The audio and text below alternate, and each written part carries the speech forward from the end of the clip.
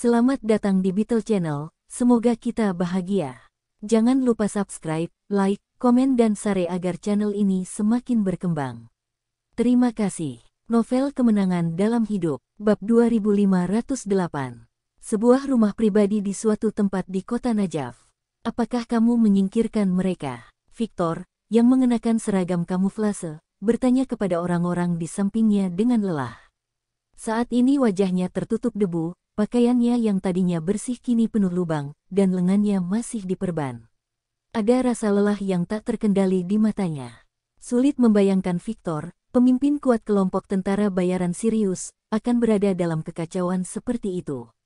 Sambil membantu pasiennya membalut obat, dia berbisik, "Kapten, Jeff dan yang lainnya baru saja mengatakan bahwa semua orang telah ditangani, dan pengejar yang tersisa tidak akan dapat menemukan kita untuk sementara waktu."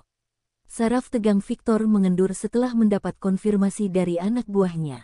Dia memuntahkan darah dan berteriak, "Orang-orang sialan ini seperti permen yang tidak bisa kubuang.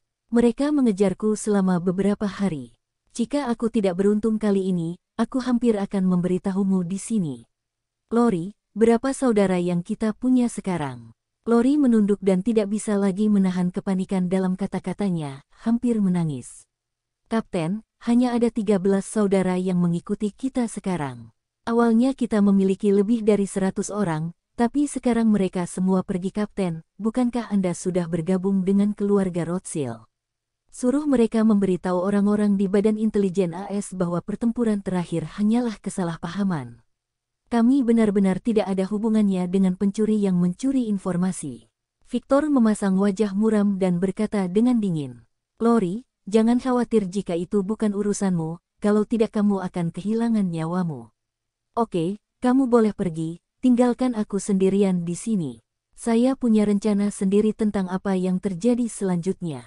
Lori gemetar saat mendengar ancaman pembunuhan dari Victor. Dia sepertinya ingin mengatakan sesuatu, tapi pada akhirnya dia memasukkan kata-kata itu ke dalam mulutnya dan mundur diam-diam.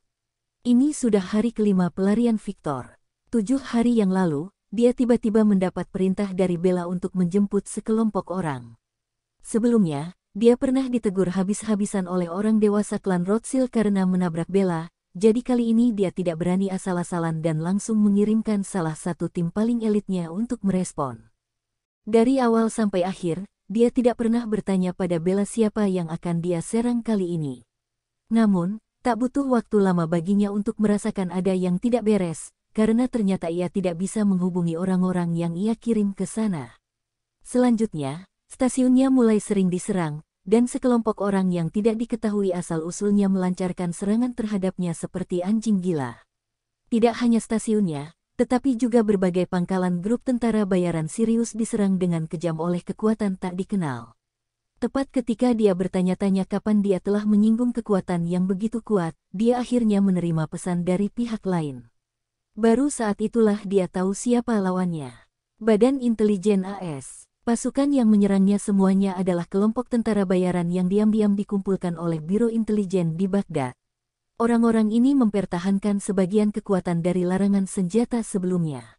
Dan alasan menyerang Victor adalah balas dendam. Balas dendam pada dia karena membantu orang yang mencuri rahasia Badan Intelijen melarikan diri dari kejaran Badan Intelijen.